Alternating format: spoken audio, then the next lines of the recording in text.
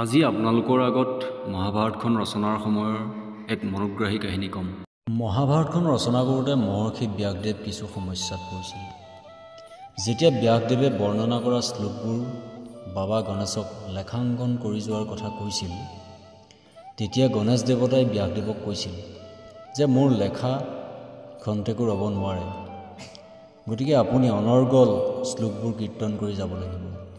সেয়েহে ব্যাসদেৱে এটা উপায় বিচাৰি উলিয়ালে।